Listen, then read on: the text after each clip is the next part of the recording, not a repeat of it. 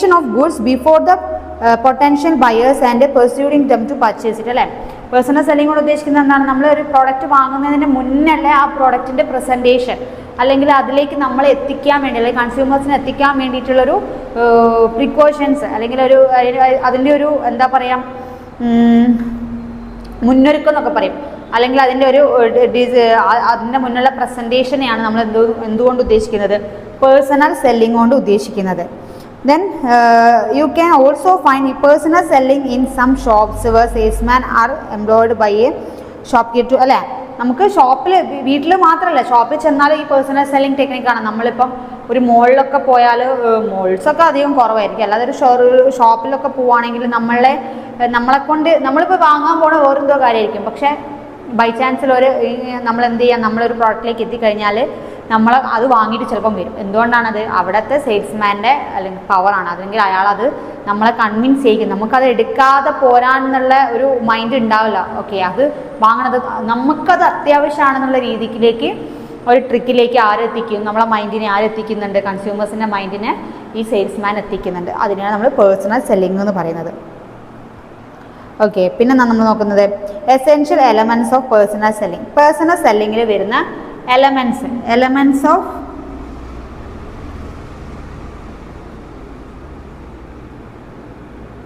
Personal selling. എന്തൊക്കെ elements ആണ് personal സെല്ലിങ്ങിന് ഉണ്ടാവുക എന്നുള്ളതാണ്. ഫസ്റ്റ് എന്താണ്? ഫേസ് ടു ഫേസ് ഇൻട്രാക്ഷൻ അല്ലേ.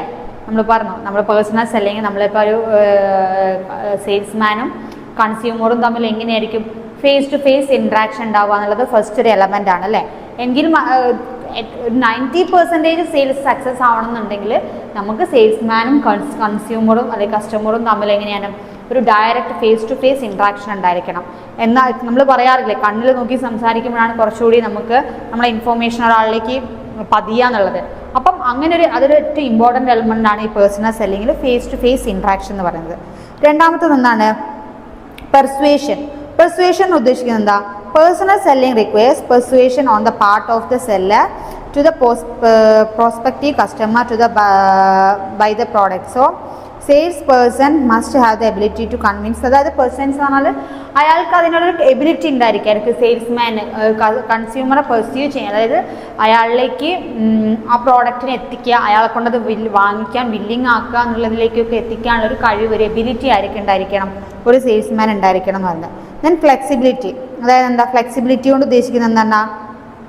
ഓൾവേസ് ഫ്ലെക്സിബിൾ ആയിരിക്കണം പേഴ്സണൽ സെല്ലിംഗ് എന്ന് പറഞ്ഞാൽ. അതായത് salesperson may explain the feature and benefits of the product, sometimes gives demonstration of the use of product and also answers number of queries of the customers അല്ലേ. Flexible ആവുക, salesman എപ്പോഴും flexible ആയിരിക്കണം, കസ്റ്റമേഴ്സിൻ്റെ രീതിക്കനുസരിച്ച് മാറാൻ പറ്റണം അല്ലേ. ചില ആൾക്കാർ ഭയങ്കര പ്ലീസിങ് ആയിട്ടുള്ള ആൾക്കാരായിരിക്കും, ചിലർ ഭയങ്കര അരഗൻ്റ് ആയിരിക്കും, ചിലർ ഭയങ്കര സംസാരിക്കാത്ത ക്വയറ്റ് ആയിട്ടുള്ള. അപ്പം ഡിഫറെൻറ്റ് കൈൻഡ് ഓഫ് കസ്റ്റമേഴ്സ് ആയിരിക്കും അവർ ഡീൽ ചെയ്യേണ്ട. അപ്പോൾ അവർക്ക് അവരുടെ ഒരു ക്യാരക്ടറിനനുസരിച്ചും അവരുടെ അതുപോലെ അവർക്ക് ഒത്തിരി ഡൗട്ടുള്ള കസ്റ്റമേഴ്സ് ഉണ്ട്. അപ്പോൾ അവർക്ക് ആ ഡൗട്ടിനൊക്കെ ആൻസറബിൾ ആയിരിക്കണം, അതും വളരെ പ്ലീസിങ് ആയിട്ട് വളരെ കാം ആയിട്ട് അതിന് ആ ഡൗട്ട്സിനെ ക്ലിയർ ചെയ്യാൻ ആൻസറബിൾ ആയിരിക്കാൻ ഫ്ലെക്സിബിൾ ആയിരിക്കണം. സെയിൽസ്മാൻ ഫ്ലെക്സിബിൾ ആയിരിക്കണം. പേഴ്സണൽ സെല്ലിങ്ങിൽ എന്ന് പറഞ്ഞാൽ ഫ്ലെക്സിബിൾ ആയിരിക്കണം എന്നാണ് പറയുന്നത്. എന്താണ് പ്രമോഷൻ ഓഫ് സെയിൽസ് അല്ലേ. നമ്മളിപ്പോൾ എന്താണോ നമ്മളവിടെ ഒരു സെയിൽസ്മാൻ എന്തിനാണോ അവിടെ നിൽക്കുന്നത്, അയാൾ ആ പ്രോഡക്റ്റിൻ്റെ സെയിൽസിനെ പ്രൊമോഷൻ നൽകിക്കൊണ്ടേയിരിക്കുക എന്നുള്ളത്. ദെൻ സപ്ലൈ ഓഫ് ഇൻഫോർമേഷൻ അല്ലേ, ആ പ്രോഡക്റ്റിനെ കുറിച്ചും അതിൻ്റെ ആവശ്യത്തിനെ കുറിച്ചൊക്കെ ഇൻഫോർമേഷൻ പ്രൊവൈഡ് ചെയ്യുക. ദെൻ മ്യൂച്വൽ ബെനിഫിറ്റ്, അതായത് ഈ പ്രോഡക്റ്റ് വാങ്ങുന്നത് എനിക്കും ഇപ്പോൾ അതായത് സെയിൽസ് നമ്മളിപ്പോൾ ചില കസ്റ്റമേഴ്സ് പറയാറില്ലേ, ഇതിപ്പോൾ ഞാൻ നിങ്ങളെ ഇതിന് വേണ്ടിയിട്ടല്ലേ, നിങ്ങൾക്ക് ഇത് ഇത്രയും ലാഭമുള്ളതുകൊണ്ടല്ലേ നിങ്ങളിങ്ങനെ. അങ്ങനെയല്ല, അറ്റ് ദ സെയിം ടൈം അവർക്ക് മാത്രമല്ല നമുക്കും അല്ലെങ്കിൽ കസ്റ്റമേഴ്സിനും ബെനിഫിറ്റ് ഉണ്ട്, മ്യൂച്വൽ ബെനിഫിറ്റ് ഉണ്ട് എന്നുള്ളൊരു അവയർനെസ് ആർക്കും ഉണ്ടായിരിക്കുക, കസ്റ്റമേഴ്സിൽ ഉണ്ടാക്കിയിരിക്കുക. അപ്പോൾ അത്രയും എലമെൻറ്റ്സ് ആണ് ആ ഒരു പേഴ്സണൽ സെല്ലിങ്ങിൽ എസെൻഷ്യൽ എലമെൻറ്റ്സ് ആയിട്ട് വേണ്ടത്. അതായത് ഫേസ് ടു ഫേസ് ഇൻട്രാക്ഷൻ വേണം, ഫ്ലെക്സിബിലിറ്റി വേണം, promotion of sales, supply of information and mutual benefit and persuasion. Okay, then importance of personal selling. ഈ ഒരു പേഴ്സണൽ സെല്ലിങ്ങിൻ്റെ ഇമ്പോർട്ടൻസ് എന്താ, ആവശ്യമുണ്ടോ ഒരു പേഴ്സണൽ സെല്ലിംഗ് ആവശ്യമുണ്ടോ എന്നുള്ള അതും നമ്മളിപ്പോൾ പറഞ്ഞ പോലെ മാനുഫാക്ചറേഴ്സിൻ്റെ വ്യൂവിലും കസ്റ്റമേഴ്സിൻ്റെ വ്യൂവിലും ഉണ്ട്. മാനുഫാക്ചർ വ്യൂവിൽ നോക്കുകയാണെങ്കിൽ എങ്ങനെയാണ്, it creates demand for products both new as well as existing ones അല്ലേ. നമുക്ക് എന്താണ് മാനുഫാക്ചർ വ്യൂവിൽ ഒരു പേഴ്സണൽ സെല്ലിങ്ങിന് അത്യാവശ്യമായിട്ടുള്ള കാര്യം. കാരണം ആ ഒരു പ്രോഡക്റ്റിൻ്റെ പ്രോഡക്ട്സിന് ഡിമാൻഡ് ഉണ്ടാക്കാനും പുതിയ എക്സിസ്റ്റിംഗ് പ്രോഡക്റ്റിനും നിലവിലുള്ള പ്രോഡക്റ്റിനായാലും പുതിയ പ്രോഡക്റ്റിനായാലും ഡിമാൻഡ് കൊണ്ടുവരാൻ ഒരു പേഴ്സണൽ സെല്ലിങ്ങിനെ കൊണ്ടേ സാധിക്കുള്ളൂ. Second one, it creates new customers and thus helps in expanding the market for the product. അല്ലേ, നമ്മൾ പുതിയ കസ്റ്റമേഴ്സിനെ ക്രിയേറ്റ് ചെയ്യുകയും ചെയ്യുന്നു. നമ്മൾ അതുവഴി നമ്മളെ മാർക്കറ്റിനെ എക്സ്പാൻഡ് ചെയ്യാനും നമുക്ക് പേഴ്സണൽ സെല്ലിംഗ് കൊണ്ട് പറ്റുന്നുണ്ട്.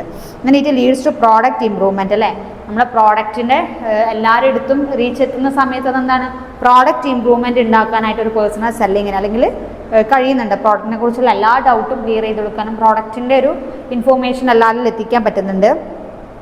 അപ്പോൾ അത്രയാണ് എന്ത് മാനുഫാക്ചർ വ്യൂവിൽ നമുക്ക് പേഴ്സണൽ സെല്ലിങ്. അതായത് നമ്മൾ കസ്റ്റമേഴ്സ് വ്യൂവിൽ നോക്കുകയാണെങ്കിലോ personal selling provides an opportunity to the consumer. അല്ലേ, ഓരോ കൺസ്യൂമേഴ്സിനും ഒരു ഓപ്പർച്യൂണിറ്റിയാണ് പേഴ്സണൽ സെല്ലിങ്. അല്ലേ, നമ്മളിപ്പോൾ നമ്മൾ പറഞ്ഞു നമ്മളിപ്പോൾ ഒരു കൈൻഡ് ഓഫ് ഒരു എന്തെങ്കിലും ഒരു സാധനം വാങ്ങാനായിരിക്കും പോകുന്നത്. പക്ഷേ ഒരു പേഴ്സണൽ സെല്ലിംഗ് അവിടെ നടക്കുന്ന സമയത്ത് അല്ലെങ്കിൽ നമ്മൾ ആ പ്രോഡക്റ്റിനെ കുറിച്ച് അറിയാനും നമുക്കത് ഒരു കസ്റ്റമേഴ്സിലേക്ക് എന്താ പറയുക ഒരു അവസരമാണ്. നമുക്ക് ആ പ്രോഡക്റ്റിനെ കുറിച്ച് പറയാനും നമുക്കത് ആവശ്യമുണ്ടോ എന്ന് അറിയാനും ആളുകളിലേക്ക് എത്തിക്കാനും കൺസ്യൂമേഴ്സിനും എന്താണ് ഒരു ഓപ്പർച്യൂണിറ്റി ആണെന്നാണ് പറയുന്നത്. പിന്നെന്താണ് അല്ലെ പുതിയ പ്രോഡക്റ്റ് മാർക്കറ്റിൽ എത്തുമ്പോൾ അത് അറിയാൻ പറ്റുന്നുണ്ട്.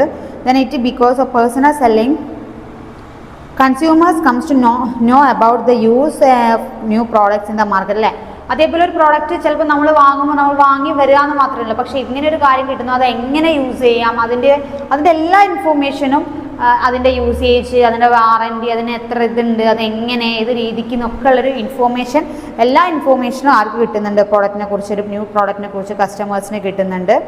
പിന്നെ personal selling use an opportunity customer to provide put forward their complaints and difficulty. അല്ലേ, നമുക്ക് എന്തെങ്കിലും ആ പ്രോഡക്റ്റ് വാങ്ങുന്ന സമയത്ത് എന്തെങ്കിലും ബുദ്ധിമുട്ടുണ്ട് അല്ലെങ്കിൽ യൂസ് ചെയ്യുന്ന സമയത്ത് ബുദ്ധിമുട്ടുണ്ട് എന്തെങ്കിലും കംപ്ലയിൻറ്റ് ഉണ്ടെന്നുണ്ടെങ്കിൽ പേഴ്സണൽ സെല്ലിംഗ് എന്താണ് ഹെൽപ്പ് ചെയ്യുന്നുണ്ട്. നമുക്ക് നേരിട്ട് നമുക്ക് സെയിൽ ചെയ്ത സെയിൽസ്മാനെ വിളിച്ചിട്ട് നമുക്കത് ഡീൽ ചെയ്യണം, അതിൻ്റെ ഓപ്പറേഷൻസ് പിന്നെ എങ്ങനെയാണ് യൂസ് ചെയ്യുന്നത് അല്ലെങ്കിൽ അത് മാറ്റി എക്സ്ചേഞ്ച് ചെയ്യണമെങ്കിലൊക്കെ നമുക്ക് എന്ത് ചെയ്യാം ബെനിഫിറ്റാണ്. അപ്പം ഇത്രയും എന്തുണ്ട് പേഴ്സണൽ സെല്ലിങ്ങിൻ്റെ ഇമ്പോർട്ടൻസ് ആണ് മാനുഫാക്ചർ വ്യൂവിലും കസ്റ്റമേഴ്സിൻ്റെ വ്യൂവിലും ആയിട്ട് ഉള്ളത്.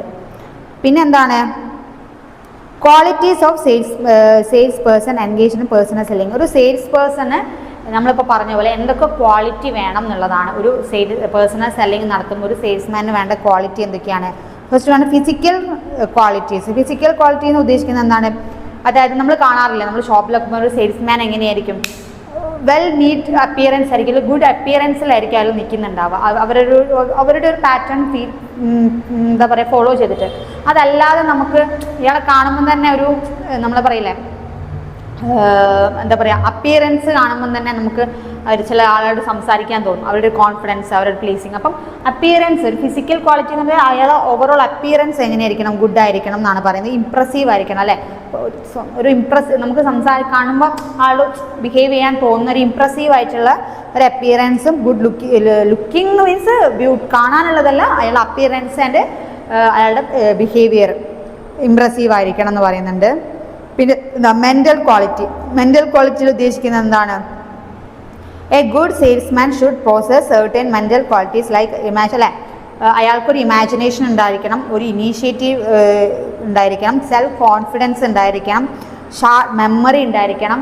അതായത് മെൻ്റൽ ക്വാളിറ്റീസിൽ വരുന്നത്, അതായത് മെമ്മറി എന്ന് വെച്ചാൽ അയാൾക്ക് ആ പ്രോഡക്റ്റിനെ കുറിച്ച് എല്ലാ നോളജ് ഉണ്ടായിരിക്കും, നമ്മൾ കൺസ്യൂമേഴ്സിൻ്റെ എല്ലാ ഡൗട്ടും ക്ലിയർ ചെയ്തെടുക്കാനുള്ള ഒരു എബിലിറ്റി ഉണ്ടായിരിക്കുക, സെൽഫ് കോൺഫിഡൻ്റ് ആയിരിക്കുക, മെൻ്റൽ സ്ട്രെങ്ത് ഉണ്ടായിരിക്കുക. ഇതൊക്കെ ഒരു മെൻ്റൽ ക്വാളിറ്റിയാണ്. അങ്ങനെ ഇൻറ്റഗ്രിറ്റി ഓഫ് ക്യാരക്ടർ നമ്മൾ പറഞ്ഞു. ക്യാരക്ടർ എങ്ങനെയായിരിക്കണം? ഫ്ലെക്സിബിൾ ആയിരിക്കണം. ഏത് കസ്റ്റമേഴ്സ് എങ്ങനെയാണ് വരുന്നത് അറിയില്ല, അപ്പോൾ അവർക്കനുസരിച്ച് അവരെ ഡീൽ ചെയ്യാനുള്ളൊരു ഫ്ലെക്സിബിൾ ആയിരിക്കുക എന്നുള്ളൊരു ക്യാരക്ടർ ഉണ്ടായിരിക്കണം.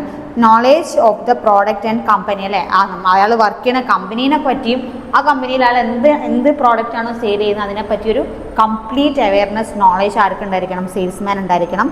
പിന്നെ നമ്മൾ ഗുഡ് ബിഹേവിയർ ആയിരിക്കണം, എബിലിറ്റി ടു പെർസ്യൂഡ്. അല്ലേ, അപ്പം അത്രയും കാര്യങ്ങളായിരിക്കും ഒരു പേഴ്സണൽ സെല്ലിംഗ് സെയിൽസ്മാൻഷിപ്പിൻ്റെ ക്വാളിറ്റി എന്ന ഇത്തിരി സിമ്പിൾ ചാപ്റ്ററാണ്. അപ്പം ഇത്രയും കാര്യങ്ങളാണ് ഇപ്പോൾ നമ്മൾ നോക്കിയത്. സെയിൽസ് പ്രൊമോഷൻ എന്താണ്, സെയിൽസ് പ്രൊമോഷൻ്റെ ഇമ്പോർട്ടൻസ് എങ്ങനെയാണ്, അതിൻ്റെ ടൂൾസ് ഏതൊക്കെ ടൂൾസ് വഴി നമ്മൾ പ്രൊമോട്ട് ചെയ്യുന്നു, and what is personal selling elements and what qualities are required for the salesman in personal selling. അപ്പം ഇത്രയും കാര്യങ്ങളാണ് നമ്മൾ നോക്കിയത്. ഓവറോൾ വൈൻഡപ്പ് ചെയ്യാണ്. അപ്പോൾ നിങ്ങളെല്ലാം നന്നായിട്ട് വായിക്കുക. Okay, thank you.